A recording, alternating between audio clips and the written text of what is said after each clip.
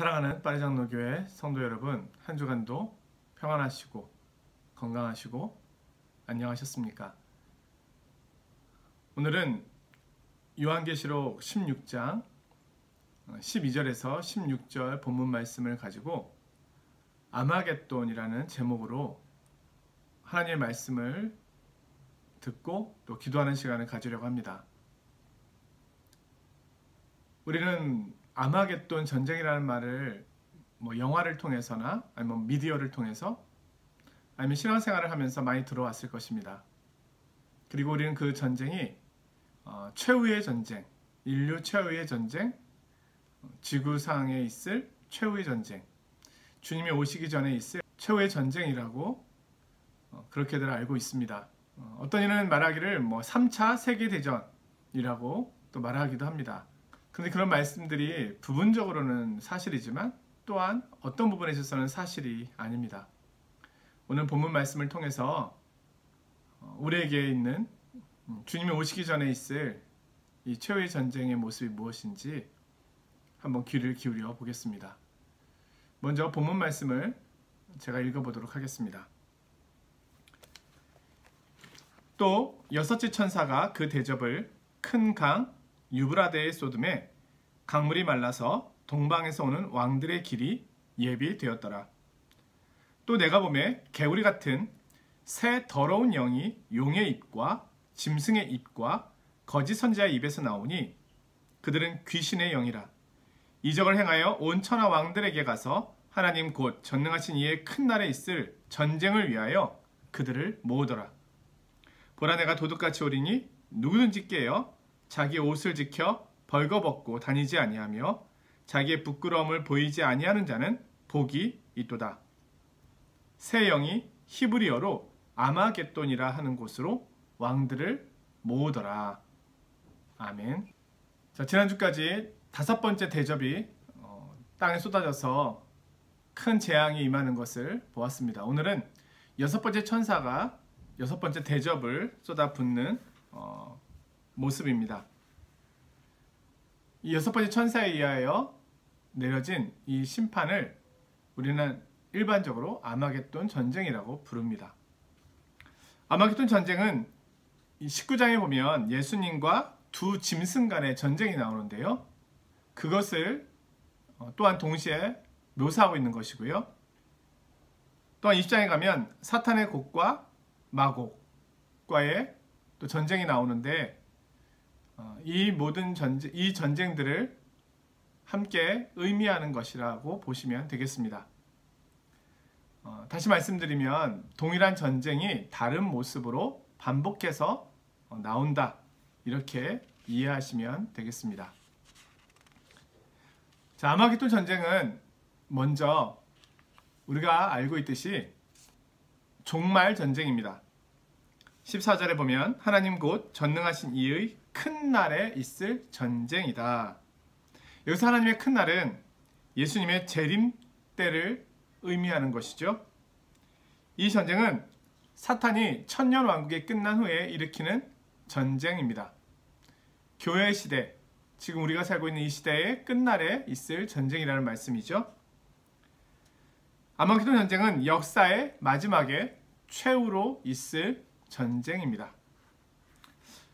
두 번째로 이 전쟁은 영적 전쟁입니다. 총칼로 하는 전쟁이 아닙니다. 핵미사일을 쏘고 민족과 민족 간의 전쟁으로 인하여 지구가 멸망하게 되는 그 전쟁을 의미하는 것이 아닙니다. 3차 세계대전을 의미하는 것이 아닙니다. 이 전쟁은 하나님의 나라와 사탄의 나라, 또한 교회와 세상, 그 두 사이에 일어나는 전쟁입니다. 아마겟돈 전쟁은 소위 악의 삼위일체라고 불리우는 용, 그리고 짐승, 거짓 선지자, 이들에게 미혹된 세상이 하나님의 백성을 대적하는 전쟁입니다. 13절 14절에 보면은요, 내가 보매 개구리 같은 새 더러운 영이 용의 입과 짐승의 입과 거짓 선자의 입에서 나오니 그들은 귀신의 영이라. 이적을 행하여 온 천하 왕들에게 가서 하나님 곧 전능하신 이의 큰 날에 있을 전쟁을 위하여 그들을 모으더라. 악의 삼위일체에 미혹된 세상의 왕들이 하나님의 교회를 대적하기 위하여 모이는 곳, 그곳을 아마겟돈이라고 말하고 있습니다. 16절에 새 영이 히브리어로 아마겟돈이라 하는 곳으로 왕들을 모으더라. 그렇다면 종말 전쟁이 일어나게 될 이 아마겟돈, 이 장소는 어디일까요? 아마겟돈의 정확한 히브리어 발음은 하르마겟돈입니다. 하르마겟돈은 하르라고 하는 히브리어의 산, 그리고 마겟돈이라고 하는 지명 해서 마겟돈의 산이라고 이야기할 수 있죠. 그런데 마겟돈의 산은 성경에 등장하지 않습니다. 또한 실제로 팔레스타인 지명에도 나오지 않는 이름입니다. 따라서 어떤 사람들은 하르마겟돈이 하르무깃도와 연관이 있다고 말합니다. 마겟돈을 고쳐 읽으면 무깃도가 된다는 거죠. 그래서 무깃도의 산이다. 무깃도는 이스라엘 북쪽 지방에 있는 도시로서 이스라엘 역사상 가장 많은 전투가 있었던 곳이기도 합니다. 무깃도는 드보라와 바락이 가나안 족속과 싸웠던 곳이고요. 기드온이 미디안 족속을 물리쳤던 곳이기도 합니다. 또한 사울과 블레셋이 싸운 곳이기도 하고 요시아 왕이 전투 중에 죽은 곳이기도 합니다. 무깃도 산이라고 읽는 사람들은 무깃도에는 산이 없기 때문에 무깃도와 가장 가까운 곳인 갈멜산을 의미한다고 말하기도 합니다. 갈멜산에서는 엘리야 선지자와 바알과 아세라를 섬기는 선지자들이 대결하여 엘리야 선지자가 승리를 거둔 곳이기도 합니다. 따라서 종말에 교회가 엘리야 선지자와 같이 세상의 우상 숭배에 승리하고 이긴다는 것을 내포하고 있다라고 보기도 합니다. 또한 어떤 이들은 하르마겟돈의 철자를 하르모에르로 읽습니다. 모에르는 지폐라는 의미입니다. 따라서 하르모에르 하면 지폐의 산이 됩니다. 하나님의 백성인 교회와 영적인 전투를 하기 위해서 원수들이 한자리에 모인다는 것을 의미하는 것이라고 말하기도 합니다. 여러 해석들이 있지만 우리가 결론적으로 아마겟돈이라고 하는 이 부분을 정리해 본다면 이것은 실제 지명이라기보다는 상징적인 의미를 가진 곳이다. 그리고 이 아마겟돈 전쟁은 영적인 전쟁을 의미하는 것이다. 이렇게 정리를 해보면 되겠습니다. 자, 아마겟돈 전쟁이 벌어지기 위해서 먼저 되어지는 일이 있는데요. 오늘 성경에 보니까 유브라데 강이 마른다고 말씀합니다. 12절에 또 여섯째 천사가 그 대접을 큰 강 유브라데에 쏟음에 강물이 말라서 동방에서 오는 왕들의 길이 예비되었더라. 자, 유브라데 강은 여섯 번째 나팔 심판 그리고 여섯 번째 대접 심판에서 큰 강 유브라데로 두 번이나 언급됩니다. 큰 강이라 불리우는 이유는 서아시아 최고의 강으로 길이가 무려 2781km나 되기 때문입니다. 고대 메소포타미아 문명의 발원지이기도 합니다. 유브라데 강에 대한 해석은 또한 다음과 같은데요. 첫째, 유브라데 강은 하나님께서 아브라함에게 약속한 가나안 땅의 동쪽 경계선입니다. 창세기 15장 18절에 보면 그날에 여호와께서 아브라함과 더불어 언약을 세워 이르시되 내가 이 땅을 애굽강에서부터 그 큰 강 유브라데까지 내 자손에게 주노니. 아수르 제국과 바벨론 제국이 이스라엘을 침공하려면 반드시 유브라데 강을 건너야만 했습니다. 두 번째로 유브라데 강은 사도 요한 당시에는 로마 제국의 동쪽 경계선이었습니다. 유브라데 강 건너편에는 기마병으로 유명한 파르티아 제국이 있었습니다. 따라서 이 유브라데 강이 마른다고 하는 것은 외국 군대의 침공이 수월해지게 되는 상황을 의미합니다. 외국 군대로부터 방어망의 역할을 했던 강이 마름으로 인하여 국경선이 없어지고 외국 군대가 쳐들어오기에 아주 쉬운 조건이 되어버린 겁니다. 따라서 문자적으로 이라크를 관통해 흐르고 있는 유브라데 강이 말랐다는 것을 의미하는 것이 아니라 상징적인 유브라데 강이 말랐다는 것을 의미하는 겁니다. 앞에서 말씀드린 것처럼 아마겟돈이 지구상에 있는 특정한 지명이 아니었던 것처럼 유브라데 강도 특정한 지명을 의미하는 것이 아니라는 겁니다. 그럼 무엇일까요? 아마겟돈과 유브라데 강이 상징의 의미를 갖는 것으로 본다면 유브라데 강이 말랐다고 하는 것은 교회와 세상 사이의 경계선이 허물어졌음을 의미하는 것이라고 봅니다. 교회를 지키는 울타리, 교회를 교회답게 유지하는 경계선이 허물어져서 세상이 교회 안에 급격하게 밀려 올 것에 대한 상징적인 이야기입니다. 쉽게 말하면 교회가 급격하게 세속화되어 가는 것을 말합니다. 교회 역사를 통해 우리는 언제나 교회가 세속화의 위협을 받아왔음을 알고 있습니다. 하지만 예수님의 재림이 가까운 종말에는 교회의 세속화의 물결이 그 어느 때보다 더 강력해질 것이라는 예고입니다.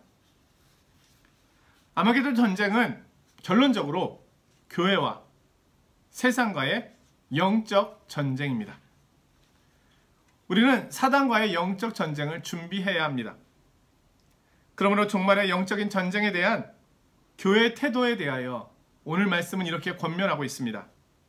15절인데요. 보라, 내가 도둑같이 오리니 누구든지 깨어 자기 옷을 지켜 벌거벗고 다니지 아니하며 자기의 부끄러움을 보이지 아니하는 자는 복이 있도다. 예수님께서 도둑같이 오신다고 하시는 말씀은 이미 시약 성경의 여러 군데에 걸쳐서 예고되어 있는 말씀입니다. 예수님께서 도둑같이 오신다고 하는 것은 갑작스럽게 오신다는 것을 말씀합니다. 그러므로 중요한 것은 깨어 있어야 한다는 겁니다. 오늘 본문에서 주님께서 말씀하시는 보라 내가 도둑같이 오리니 누구든지 깨어 자기 옷을 지켜 벌거벗고 다니지 아니하며 자기의 부끄러움을 보이지 아니하는 자, 이 부분은 요한계시록 앞에 7교회 가운데 특별히 가장 많은 경고를 하셨던 4대 교회와 라오디게아 교회를 향한 말씀을 다시 반복해서 여기에서 보여주고 있는 겁니다. 4대 교회는 살았다 이름은 가졌지만 죽은 교회였고, 라오디게아 교회는 부유한 교회였지만 영적으로 벌거벗은 교회였습니다. 주님의 오심이 가까움을 볼 때 교회는 4대 교회와 라오디게아 교회와 같은 모습을 가질 수 있는 위험에 처해 있을 수 있다는 겁니다. 4대 교회와 라오디게아 교회는 영적 전쟁에 실패한 대표적인 교회로 묘사되어 있습니다. 세상은 언제나 교회를 안과 밖으로 공격합니다. 세상이 교회를 밖에서 공격하는 방법은 일반적으로 두 가지인데요. 하나는 핍박이고 또 하나는 유혹입니다. 또한 교회 안에서 공격되는 방법도 있습니다. 그것은 거짓 선생들을 일으켜서 잘못된 가르침을 교회에 심어주는 겁니다. 유럽의 교회가 무너진 것은 외부의 영향도 있지만 내부적으로는 신학이 세속화되면서 교회 안에서부터 교회가 무너지기 시작했다는 겁니다. 세상의 이러한 공격에 대하여 교회가 대적할 수 있는 방법, 깨어있을 수 있는 방법은 무엇이겠습니까? 그것도 두 가지인데요. 바른 가르침을 배우는 것이고요. 듣는 것이고요. 그리고 또 하나는 그 가르침대로 살아가는 것입니다. 교회가 교회답게 되는 것은 결국 하나님의 말씀을 바르게 믿고 바르게 지키는 것뿐입니다. 이것이 바로 깨어있어 자기 옷을 지켜 벌거벗고 다니지 아니하며 자기의 부끄러움을 보이지 아니하는 것입니다. 마지막으로 아마겟돈 전쟁의 방법을 살펴보려고 하는데요. 13절에 또 내가 보매 개구리 같은 새 더러운 영이 용의 입과 짐승의 입과 거짓 선지자의 입에서 나오니. 자, 새 더러운 영, 이들이 어디서 나옵니까? 오늘 말씀해 보니까 입에서 나옵니다. 반대로 요한계시록 19장 15절에 보면요, 예수님의 입에서는요 예리한 검이 나옵니다. 예수님은 그 입에서 나오는 말씀으로 만국을 치십니다.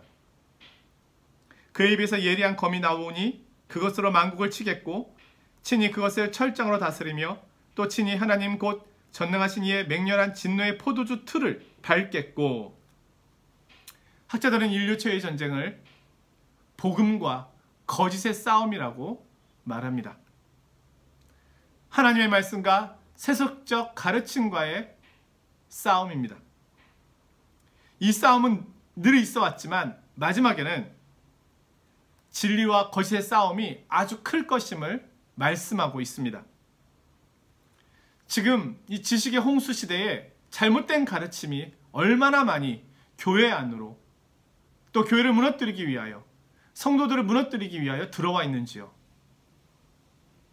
바른 신학과 바른 가르침을 배우는 것, 귀를 기울이는 것은 굉장히 중요한 일입니다. 마지막 전쟁은 이 싸움이 될 것입니다. 지금 벌써 유브라데강은 말라가고 있습니다. 세상과 교회의 구분이 이미 사라져버리고 있습니다. 사람들은 함부로 생각하고 함부로 말합니다.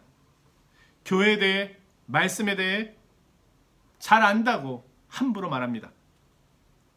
세상의 가치관을 아무 거름망 없이 그대로 가지고 옵니다. 과연 교회가 빛과 소금으로 서 있는 것이 맞습니까? 어떤 의미에서 세상의 교회를 걱정하게 되는 더 비참한 상황 속에 우리는 살아가고 있습니다. 주님의 순결함과 정결함의 모습을 교회에서 찾는 것은 점점 더 어려워지고 있습니다. 코로나19 바이러스로 인하여 오랜 시간 동안 격리된 지금 우리 가운데 잘못된 가르침들이 더 쉽게 들어올 수 있는 통로, 기회가 되고 있는 것 같습니다. 거룩한 백성을 세속적인 성도로 만들기 위하여 세상과 사단은 쉬지 않고 있습니다. 계시록의 말씀은 주님의 오심의 때가 가까울수록 이 싸움은 더욱더 치열할 것이라고 말씀합니다. 오늘 우리가 느끼고 있듯이 말입니다. 더 힘겨운 싸움이 될 것입니다. 교회와 세상의 경계가 허물어질 것입니다. 그리하기 위하여 우리는 더욱더 깨어 있어야 하는 것입니다. 진리의 말씀 앞에 붙잡혀 살아야 합니다. 하나님의 말씀의 가르침대로 살아갈 수 있도록, 순종할 수 있도록 하나님의 은혜를 구해야 합니다. 오늘 우리가 이렇게 예배당에 갈 수는 없지만 영상으로라도 금요 기도의 자리를 지키고 기도하며 모이는 이유가 어디 있습니까? 우리가 하나님의 은혜를 구하며 그 말씀과 가르침대로 진리 안에 서서 살아가기 위한 몸부림 아니겠습니까? 오늘 우리에게 정말로 중요한 것은 주님이 오실 때 내가 그분 앞에 담대히 설 수 있는가 하는 겁니다. 하나님께서 오늘 우리에게 무엇을 말씀하고 계시는 걸까요? 나의 영혼에 대하여 무엇을 말씀하고 계시는 걸까요? 우리에게는 코로나19 걱정도 중요하고 교회에 대한 염려도 중요하고 가정에 대한 염려도 중요하고 자녀들에 대한 염려도 중요합니다. 그러나 그와 동시에 그보다 더 중요한 염려가 있다면 내 영혼에 대한 염려일 것입니다. 오늘 내 영혼을 향하여 말씀하시는 주님의 음성에 귀를 기울여야 하겠습니다. 그리고 오늘 이 말씀은 우리로 하여금 더욱더 깨어있도록 하는 말씀입니다. 힘을 주시고 또 경계심을 늦추지 않도록 해주시는 말씀입니다. 이 말씀을 붙잡고 더 힘있게 하나님의 은혜를 구하는 기도의 자리로 나아가는 시간이 되기를 원합니다. 말씀 후에 함께 오늘 말씀을 기억하면서 기도하는 시간을 갖겠습니다. 교회를 위해서도 또 부족한 저를 위해서도 우리 성도님들을 위해서도 함께 기도해 주시길 부탁드립니다. 한 주간도 평안하시고 건강하십시오. 안녕히 계십시오.